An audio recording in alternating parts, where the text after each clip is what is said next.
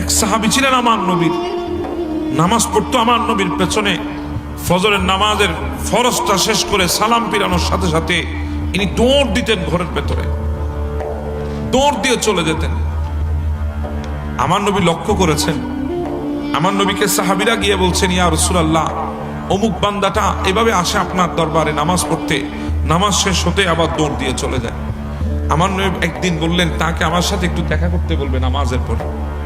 আসলেন আমার নবীর কাছে নামাজের পরে দেখা করতে।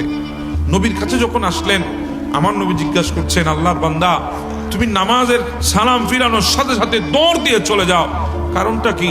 বলি, ইয়া রাসূলুল্লাহ, আপনার কাছ থেকে লুকাবো না, আজকে বলে দিই, আপনার মজলিসে বসতে কার না মন চায়, আপনার চেহারায় আনোয়ার দেখতে কার না মন চায়, আমারও তো মন চায়, কিন্তু ইয়া রাসূলুল্লাহ, আমার কাছে একটা মাত্র কাপড় আছে, একটা মাত্র কাপড়। আমি ওই কাপড় পরে যখন মসজিদে নববীর মধ্যে আসি, তখন আমি আমার ওয়াইফকে উলঙ্গ অবস্থায় একটা গর্তের মধ্যে ঢুকিয়ে রাখি। ফজরের আজান হয়েছে, আমি এসে গেছি, সালাম ফিরিয়ে দৌড় দিই, কারণ কি?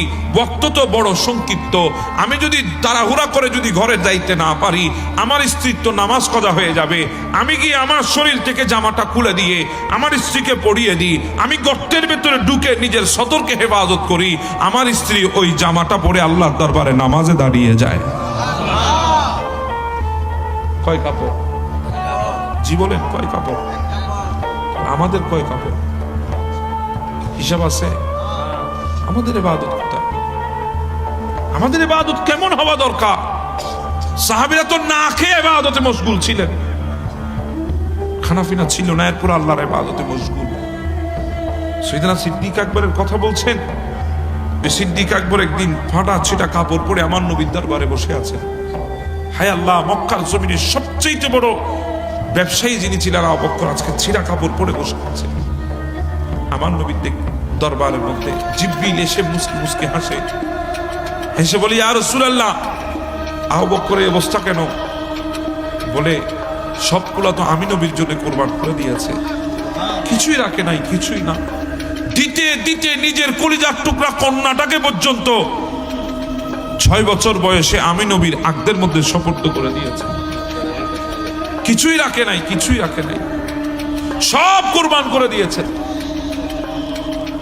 একটা মাত্র কাপড় আছে, তাও ছিঁড়ে গেছে। এই কথা বলে জিবরিল চলে গেছেন, আবু বকরও চলে গেছেন। পরের দিনে জিবরিল আসলেন, আমার নবী জিবরিলকে দেখে হাসে আর জিজ্ঞাসা করে, জিবরিল, তোমার এই অবস্থা কেন?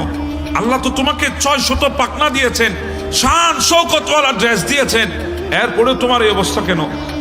তখন জিবরিল বলে, ইয়া রাসূলুল্লাহ, শুধু আজকে আমার এই অবস্থা এমনটি নয়, গোটা আসমানের মখলুক যত আছে, মালাইকা যত আছে, সবারই একই অবস্থা। বলে, কি বলো? বলে, হ্যাঁ। কেন? বলে, আপনার প্রেমিক আবু বকর একটা কাপড় ছিল, একটা কাপড়, আজকে সকালে সেটাকে ধুই দিয়েছে, পরিষ্কার করতে দিয়েছে, স্ত্রী পরিষ্কার করে শুকাতে দিয়েছে, এখনো শুকাই নাই। হঠাৎ আপনাকে দেখার তামান্না তার দিলের মধ্যে জেগে উঠেছে। সে কম্বলের নিচে বসেছিল, আপনাকে দেখার তামান্না যখন জেগে উঠেছে, আর বসবে না, আর ঘরের মধ্যে থাকবে না, আপনাকে দেখে তৃষ্ণা নিবারণ করবে, দৌড় দিবে আপনার দরবারে আপনাকে দেখার জন্য। কাপড় তো শুকায় নাই, আসবে কিভাবে? তার মাথায় একটা বুদ্ধি আসলো, পরনে যে কম্বলটা ছিল সেটাকে কেটে 2 ভাগ করে, 1 ভাগ সতর ডেকেছে আর 1 ভাগ শরীর ডেকে আপনি নবীর দরবারের দিকে রওনা হয়েছে। শরীরের উপরের কাপড়টা বারবার পড়ে যাচ্ছে, সেজন্য একটা খেজুর গাছের কাঁটা নিয়ে বুতাম বানিয়ে আপনার দরবারে আসতেছে। আমার আল্লাহ দেখে আমার আল্লাহর বড় আনন্দ লেগেছে, বড় খুশি লেগেছে। আমার আল্লাহ ডাক দিয়ে বলে, জিবরিল রে, ওই দেখ আবু বকর নবীর প্রেমে যে ড্রেস পড়েছে, আজকে ওই ড্রেস তুই জিবরিলও পরবি, সমস্ত ফেরেশতারাও পরবে, কারণ এটা ড্রেস আর সাধারণ ড্রেস নাই, এটা আমার নবীর প্রেমের পোশাক হয়ে গেছে। সুবহানাল্লাহ।